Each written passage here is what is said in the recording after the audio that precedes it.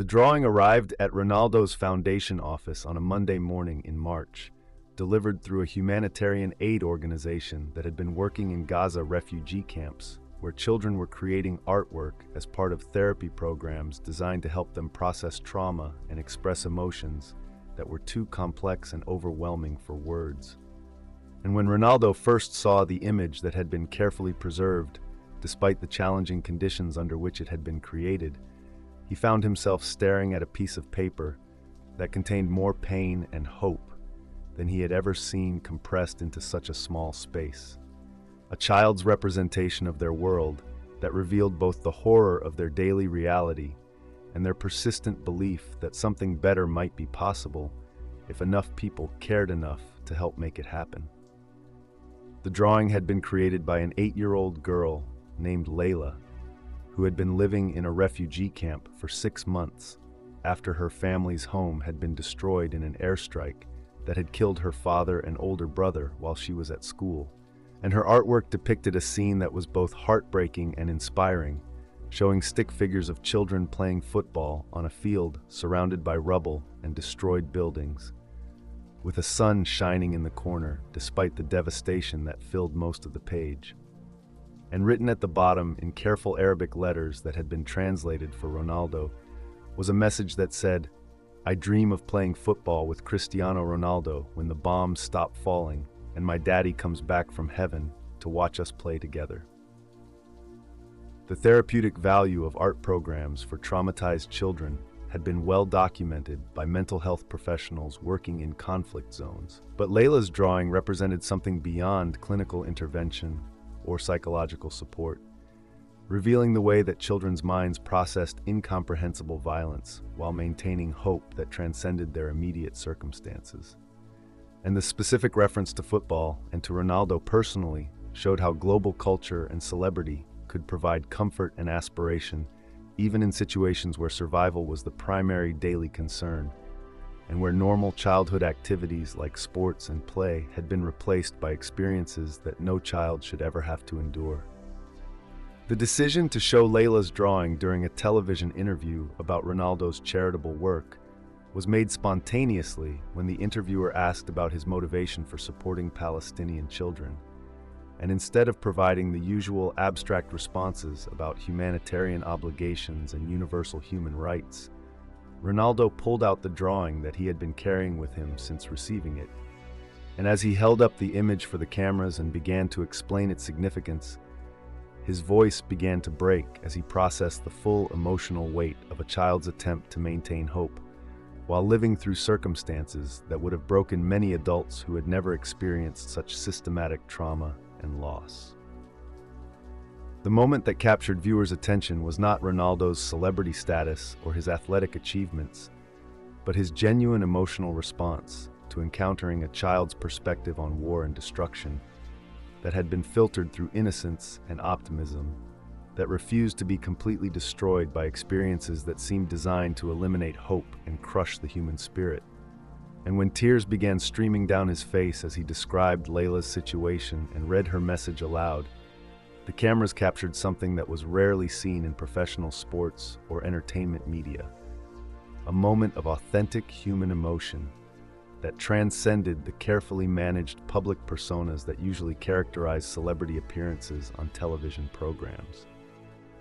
The interview continued for several more minutes, but the focus had fundamentally shifted from promotional content about charitable activities to a raw examination of what it meant to maintain hope and compassion when confronted with evidence of children's suffering that was systematic and preventable but continued, because political considerations took precedence over humanitarian concerns that should have motivated immediate international intervention to protect civilian populations who had no control over the conflicts that were destroying their lives and communities. The response to footage of Ronaldo crying over Layla's drawing was immediate and global, with the video being shared millions of times across social media platforms, where viewers expressed their own emotional reactions to seeing someone with enormous privilege and success being genuinely moved by a child's artistic expression of trauma and resilience. And the authenticity of his reaction resonated with audiences who were accustomed to celebrity performances, but recognized something real and unscripted in his response to confronting the human cost of violence that was often discussed in abstract political terms, rather than through individual stories that revealed its impact on specific people whose names and faces made statistics meaningful. The foundation expansion that followed was directly inspired by Layla's drawing and the realization that children in conflict zones needed not just material assistance, but opportunities for creative expression and psychological healing that could help them process trauma, while maintaining connections to joy and possibility that were essential for healthy development despite exposure to violence and loss that threatened to overwhelm their capacity for hope and normal emotional growth. And the art therapy programs that were established provided supplies, training, and support for creative activities that allowed children to communicate experiences that were too complex for verbal expression, while developing coping skills that could help them survive psychological challenges that would affect them for years after physical violence had ended. The search for Layla that began immediately after the interview was complicated by the chaos and displacement that characterized life in Gaza refugee camps, where families were constantly moving between temporary shelters and where communication infrastructure had been destroyed or severely limited by ongoing military actions. But humanitarian organizations eventually located her and her mother in a camp near the Egyptian border, where they had been living in a tent without adequate food, medical care, or educational opportunities that would allow Layla to continue her artistic development while receiving treatment for trauma symptoms that had been affecting her sleep, appetite, and ability to concentrate on activities that should have been natural parts of childhood development. The reunion that was eventually arranged between Ronaldo and Layla took place not in Gaza, where security concerns made visits by international celebrities impossible, but in a hospital in Cairo, where Layla had been brought for medical treatment that was not available in the refugee camps. And their meeting was documented not for publicity purposes, but to provide closure for both the child who had reached out through her artwork and the adult whose response had been so profound that it had changed his understanding of his responsibilities to use his platform for more than commercial success or personal recognition. That meant nothing compared to opportunities to bring hope and assistance to children whose circumstances required intervention from people with resources and influence. The conversation between Ronaldo and Layla was conducted through translators, but their communication transcended language barriers, as she showed him additional drawings she had created and explained her dreams of becoming an artist who could help other children express their feelings through creativity that provided healing and hope during difficult times. And her resilience and optimism, despite everything she had experienced, reminded Ronaldo that children possessed extraordinary capacity for survival and growth when provided with even minimal support and encouragement that recognized their potential for recovery and achievement, despite trauma that would have devastating long-term effects if left untreated by qualified professionals who understood both the psychological and practical needs of young people who had witnessed violence and loss. The art supplies and educational materials that Ronaldo provided to refugee camps throughout the region were distributed through established humanitarian organizations that could ensure they reached children who needed creative outlets for processing trauma, while developing skills that might eventually provide economic opportunities and personal satisfaction that could help them rebuild their lives when political circumstances allowed them to return to normal community life that included schools, playgrounds, and cultural activities that had been destroyed or disrupted by conflicts that treated civilian infrastructure as legitimate military targets